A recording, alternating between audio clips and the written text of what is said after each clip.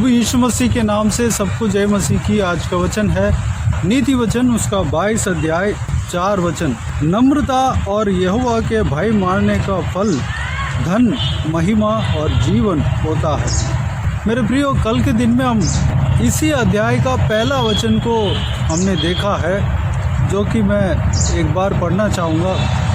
बड़े धन से अच्छा नाम अधिक चाहने योग्य है और सोने चांदी से दूसरों की प्रसन्नता उत्तम है।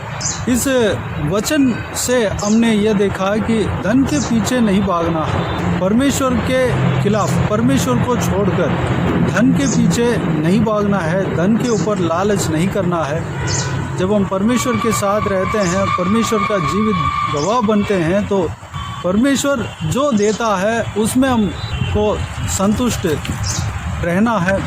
जब हम धन कमाने के चक्कर में कई सारा गलतियां कर जाते हैं, उससे हमारा नाम खराब हो जाता है, हमारा नाम जो है बिगड़ जाता है, लोगों के नज़र में हमारा नाम जो है बदनाम हो जाता है। उससे अच्छा थोड़ा सा धन जो परमेश्वर हमें देता है, वह चीज़ जो है उत्तम है।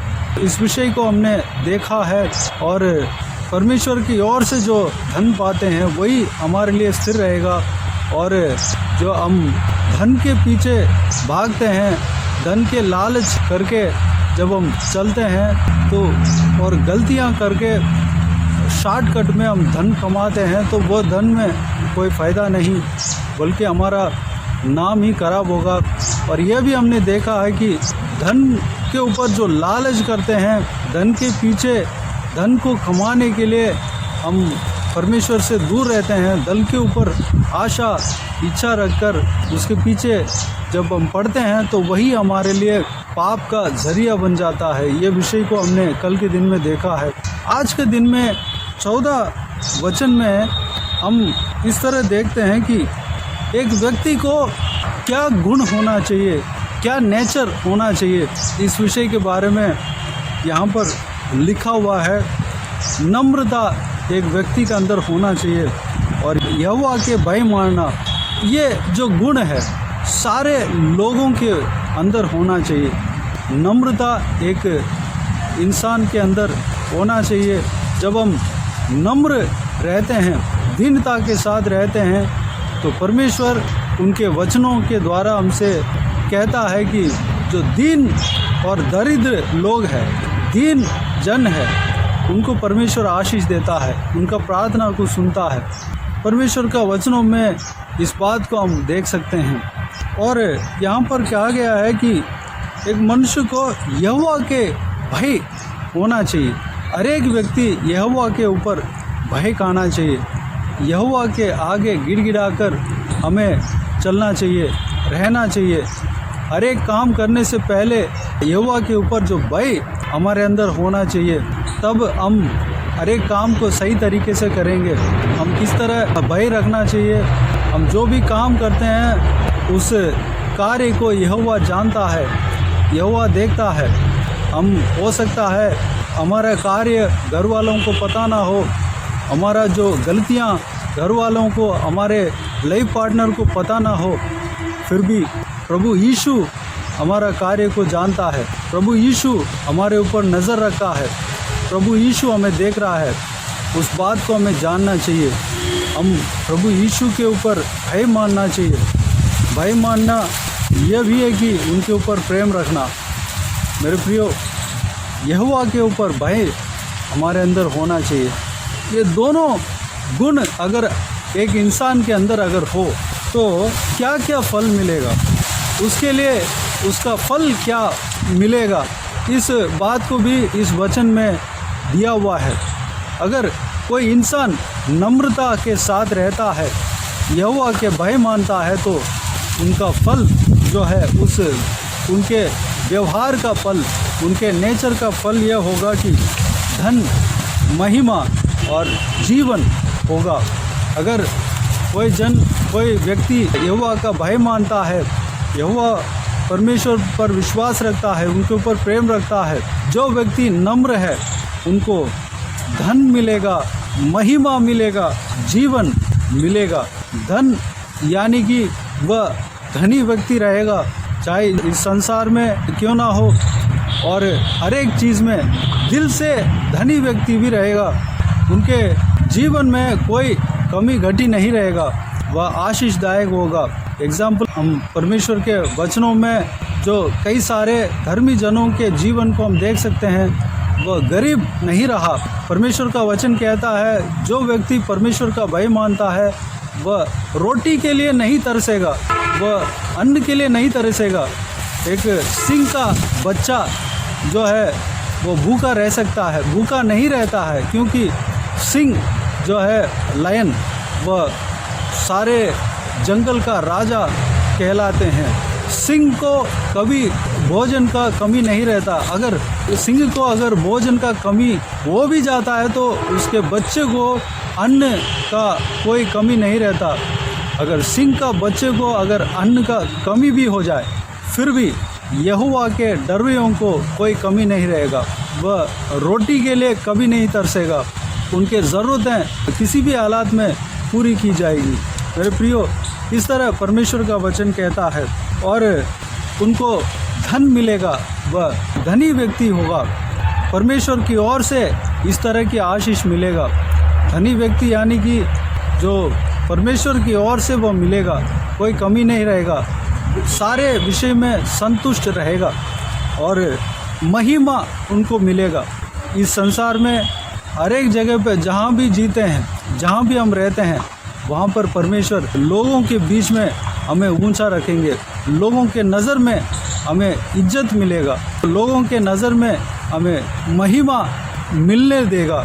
परमेश्वर इस तरह की आशीष अपने डरवैयों को देता है और जीवन मिलता है। जब हम परमेश्वर के ऊपर भय मानते हैं, हम दीनता के साथ रहते हैं, हमें जीवन मिलता है। जीवन जो है इस संसार के जीवन भी उसमें शामिल है और अनंत जीवन भी हमें मिलता है। मेरे प्रियो, अगर दुर्बल है, अगर हमारा शरीर में कमजोरी है, यहोवा का भय अगर मानेंगे हमें जीवन मिलता है। अगर हम नम्र है तो हमें जीवन मिलता है, पूर्ण आयु हमें मिलता है। अगर कोई भी जन अपने जीवन को व्यर्थ जानते हैं, ऐसा कहते हैं कि मेरे जीवन में अभी कुछ नहीं है, जीने के लिए कुछ नहीं बचा, अभी मैं जी के क्या करूँगा। मेरे प्रियो, यहोवा का भय अगर आप मानेंगे, नम्रता के साथ अगर आप रहेंगे, आपको जीवन मिलेगा, जीने का ज़रिया मिलेगा, जीने के लिए इंटरेस्ट आएगा, नया जीवन आपको प्रभु यीशु मसीह देगा और साथ ही साथ अनंत जीवन भी आपको मिलेगा। इस धरती में जीकर ख़त्म करने के बाद आपको स्वर्ग राज्य में जगह मिलेंगे, स्वर्ग राज्य में आप प्रवेश करेंगे और अनंत जीवन यानी कि वहाँ पर कोई मृत्यु नहीं है, हमेशा के लिए आप जी पाएंगे। उसके लिए हमें ये सारे आशीषों को जब हम पाना है तो हमें नम्रता के साथ रहना है। परमेश्वर प्रभु यीशु मसीह के ऊपर भय हमारे अंदर होना चाहिए। इस तीनों विषय में जब हम देखते हैं, इस तीनों विषय को यानी कि धन को, महिमा को और जीवन को जब हम मनन करते हैं तो एक व्यक्ति को ये तीनों चीज़ अगर मिल जाता है तो उनके जीवन में और कुछ पाने के लिए कोई चीज़ नहीं बचेगा, सब कुछ इसमें आ गया। ये तीनों विषय को एक व्यक्ति पा जाता है तो सब कुछ उसने पा लिया। मेरे प्रियो, धन भी मिल गया और महिमा भी मिल गया और जीवन भी मिल गया। जीवन में सब कुछ आ जाता है, धन में सब कुछ आ जाता है। अब दिल से धनी व्यक्ति बन सकते हैं और इस संसार में जीने का स्टैंडर्ड जो है वह परमेश्वर की ओर से, परमेश्वर का नज़र में हम रिच बन जाएंगे। हमारा लाइफस्टाइल जो है, हमारा व्यवहार, हमारा आदतें एक अच्छा स्टैंडर्ड हो जाएंगे और महिमा हमें मिलेंगे। दूसरों के नज़र में हमें परमेश्वर ऊंचा रखता है और जीवन भी मिलेंगे। मेरे प्रियो, इस बहुमूल्य वचन में जो आशीषें हमने देखा है, उस आशीष को पाने के लिए हमें क्या करना चाहिए? नम्रता हमारे अंदर होना चाहिए। हम किसके सामने नम्र होना चाहिए? पहली बात, हमारे सृष्टिकर्ता प्रभु यीशु मसीह के आगे हमें नम्रता के साथ रहना चाहिए, घमंड नहीं करना चाहिए। और जो दूसरों के, अपने मसीह भाई बहनों के बीच में हम नम्रता के साथ रहना चाहिए।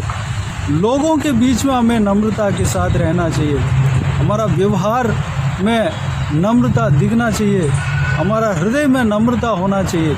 अपने आप को बढ़ाना नहीं चाहिए, अपने आप को ऊंचा नहीं दिखाना है, अपने आप को बड़ा नहीं दिखाना है। हमें बड़ा दिखाने के लिए परमेश्वर है, हमें बड़ा दिखाने के लिए एक समय आएगा। हम अपने आप को बड़ा दिखाने से वह हमारे लिए सही नहीं है, लेकिन परमेश्वर दूसरों के नज़र में बड़ा दिखाएगा, हमें बड़ा बनाएगा। बड़ा दिखाने से ज़्यादा हमें बड़ा बनाएगा। इसके लिए हमें नम्रता हमारे अंदर होना चाहिए। मेरे प्रियो, नम्रता हमारे अंदर होने के लिए अपने आप को परमेश्वर के हाथों में समर्पित करें। परमेश्वर के ऊपर भय खाकर हमें जीने के लिए हम अपने आप को परमेश्वर के हाथों में समर्पित करें। ये सारा गुण पाने के लिए पवित्र आत्मा, परमेश्वर की आत्मा हमें मदद करेगा। हम प्रार्थना में जाएं, सारा गुण जो है हमारे अंदर आने के लिए परमेश्वर हमें मदद करेगा, ये सारा गुण हमारे अंदर डालेगा। आइए हम प्रार्थना में जाएं। प्यारे पिता, दयालु परमेश्वर, आपको धन्यवाद देता हूँ आज के इस आपके बहुमूल्य वचन के लिए। आपको धन्यवाद देता हूँ परमेश्वर, बीते हुए दिनों में हमें संभाला, बचाया, सुरक्षित रखा। आपको धन्यवाद देता हूँ आज का दिन में जो आपने इस बहुमूल्य वचन के द्वारा हमसे बातें किया। आपको धन्यवाद देता हूँ परमेश्वर। पिताजी, हम कभी घमंड ना करने पाएँ परमेश्वर, कभी हम धन के पीछे ना हो लेने पाएँ, कभी हम परमेश्वर हालेलुया लालच ना करने पाएँ, किसी विषय के पीछे हम लालच के साथ नहीं जाने पाएँ। हमारा लालच सिर्फ परमेश्वर आपकी ओर होने पाए परमेश्वर। पिताजी, हम आपको ही देखने पाएँ, हमारे अंदर नम्रता आने पाए परमेश्वर, हमारे अंदर दीनता आने पाए। अनुग्रह देना, हम आपके ऊपर भय खाने पाएँ परमेश्वर, आपके भय मानकर हम चलने पाएँ। हमेशा परमेश्वर हम इस बात को हम ध्यान में रखने पाएँ कि हम जहाँ कहीं भी रहते हैं, जो कुछ भी करते हैं, आप हमें देखते हैं परमेश्वर, आप हमारे ऊपर नज़र रखते हैं परमेश्वर। इस बात को हम जान लेने पाएँ, समझ लेने पाएँ परमेश्वर। पिताजी, आपके भय मानकर हम हर एक कार्य को करने पाएँ। अनुग्रह देना, जब हम नम्रता के साथ रहते हैं, दीनता के साथ रहते हैं परमेश्वर, और आपके ऊपर भय मानते हैं परमेश्वर, तो परमेश्वर उसका फल हमें पिताजी मिलेगा। आपको धन्यवाद देता हूँ। उसका फल जो कि हमने इस वचन के द्वारा हमने जाना है, देखा है परमेश्वर। हालेलुया, धन, महिमा और जीवन हमें मिलेगा परमेश्वर। पिताजी, हमें धन्यवान बनाएंगे और हमें ऊंचा जगह पर रखेंगे, हमें बढ़ाएंगे, और जहाँ कहीं भी हम रहते हैं परमेश्वर हमें आशीष देंगे, बढ़ाएंगे और हमें जीवन देंगे परमेश्वर। इस संसार में लंबी उम्र देंगे, भला चंगा रखेंगे और अनंत जीवन भी हमें देंगे परमेश्वर।